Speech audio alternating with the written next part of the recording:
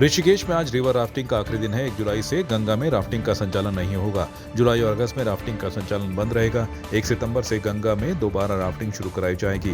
पर्वतीय क्षेत्रों में बारिश के बाद गंगा का जलस्तर बढ़ जाता है। नदी के जलस्तर को देखते हुए 30 जून तक कोडियाला, मरीन ड्राइव, शिवपुरी, ब्रह्मपुरी और क्लब हाउस से रिवर राफ्टिंग का संचालन बंद कर दिया जाता है।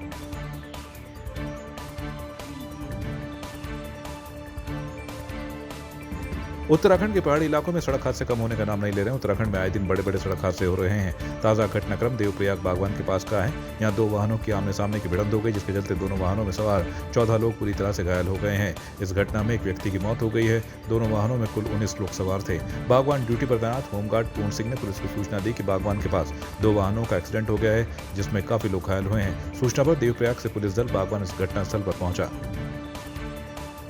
गदरपुर क्षेत्र से विधायक एवं पूर्व कैबिनेट मंत्री रहे अरविंद पांडे वरिष्ठ बीजेपी नेता हेमंत तरुला के कार्यालय पर पहुंचे। इस दौरान उन्होंने संगठन और सरकार को लेकर चर्चा की। उन्होंने पत्रकारों से वार्ता करते हुए कहा कि उत्तराखंड की देवतुल्य जनता का आभार प्रकट करते हैं, क्योंकि उन्होंने प्रधानमंत्री नरेंद्र मोदी को तीसरे कार्यकाल के यहाँ से सभी 5 सांसदों को विजय बनाकर संसद भेजा है। उन्होंने कहा कि अब डबल इंजन की सरकार और मजबूत हो चुकी है, क्योंकि अल्मोड़ा सांसद अजय टम्टा को मोदी कैबिनेट में जगह मिली है और अब विकास कार्य तेज गति से हो सकेंगे। सबसे पहले मैं आपके माध्यम से नरेंद्र मोदी जी देश के तीसरी बार प्रधानमंत्री बने हैं। इस प्रधानमंत्री बनाने के लिए मैं उत्तराखंड वासियों का और देशवासियों का मैं धन्यवाद देता हूँ कि मोदी जी पे विश्वास किया, उनके कामों पे विश्वास किया। साथ ही मोदी जी प्रधानमंत्री बनते ही उन्होंने उत्तराखंड को भी प्रतिनिधित्व दिया। हमारे 5 सांसदों में से अजय टम्टा जी को मंत्री बनाकर निश्चित ही मोदी जी ने उत्तराखंड प्रदेश का सम्मान बढ़ाया है। इस प्रदेश में हमारे 5 सांसद जीते। 5 सांसद अपने आप में लोकप्रिय हैं। उन्होंने संघ संगठन का अपने जमाने में बहुत अच्छा काम किया है। इसी गुण दोष के आधार पर संगठन ने उनको टिकट भी दिया और बहुत अच्छे वोटों से जीत के गए। अगर इस जीत में सबसे बड़ा योगदान, बल्कि 100% योगदान देश के प्रधानमंत्री नरेंद्र मोदी जी का है, कि जिनके कामों को जनता ने पसंद करते हुए उत्तराखंड की जनता ने कमल के फूल को वोट डालकर 5 सांसदों को जिताने का काम किया। आज उत्तराखंड में भारतीय जनता पार्टी की सरकार है, डबल इंजन की सरकार है और ये जनता के लिए 100% समर्पित है। हमारी सरकार, हमारे मुख्यमंत्री, सभी मंत्री मिलजुल कर एकजुट होकर प्रदेश के हित में आगे बढ़ाने के लिए काम कर रहे हैं। मैं उनको भी मैं धन्यवाद दूंगा, शुभकामनाएं दूंगा कि प्रदेश के हित में काम कर रहे हैं। हम सब लोग साथ हैं। कुछ अधिकारियों द्वारा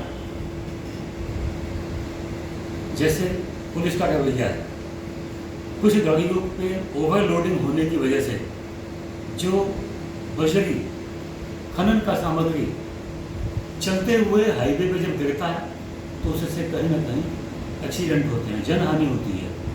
ये कहीं ना कहीं पुलिस की लापरवाही है, अधिकारियों की लापरवाही है और इससे जनहानि होगी तो निश्चित ही हमारी सरकार पर कहीं ना कहीं उंगली उठेगी।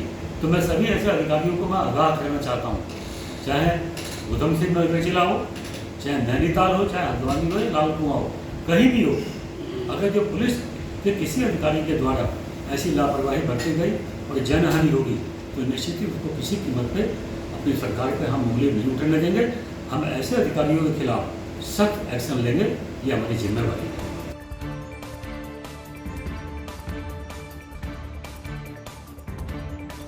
काठ गोदाम हाईवे में नरीमन चौराहे पर शनिवार को पाखड़ का विशालकाय पेड़ गिर गया, जिससे आवागमन बाधित हो गया है। सिटी मजिस्ट्रेट AP वाजपेयी मौके पर पहुंचे और पेड़ हटाने की कवायद शुरू की गई। इस विषय को लेकर कांग्रेस के प्रदेश प्रवक्ता दीपक बलूटिया ने इस पूरे मामले में जिम्मेदार अधिकारियों के खिलाफ मुकदमा दर्ज कराने को लेकर काठ गोदाम थाना पहुंचकर थाना प्रभारी को लिखित शिकायत भी दी है।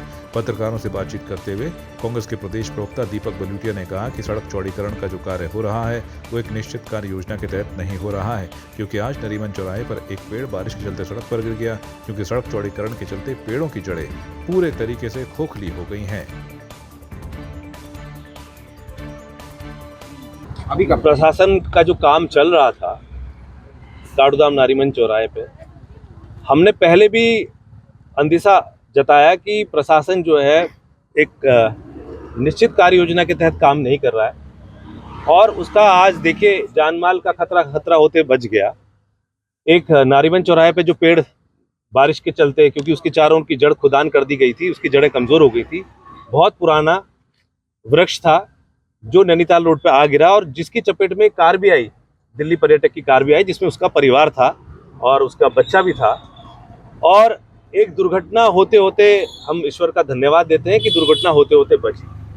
और इस तरह से प्रशासन ने, आप देखिए, और भी पेड़ जो नैनीताल रोड के किनारे उनकी जड़ें खोद दी हैं और जड़ें खोद दी हैं, जिस वजह से अब बरसात का मौसम भी शुरू हो गया, स्कूल भी शुरू होने वाले हैं और ये मुख्य मार्ग पूरे कुमाऊं मंडल को जोड़ता है। पर्यटक भी आते हैं जाते हैं, ये चलता हुआ रास्ता है, एक पब्लिक न्यूसेंस क्रिएट किया है।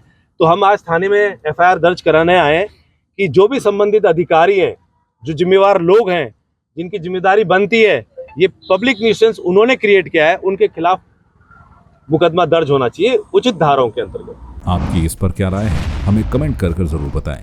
इसके साथ ही आप हमारे YouTube चैनल को सब्सक्राइब कीजिए। आप हमें Facebook, Instagram, Twitter और कू ऐप पर फॉलो भी कर सकते हैं। और संवाद 365 के साथ एक क्लिक में जुड़ने के लिए डाउनलोड कीजिए संवाद 365 ऐप।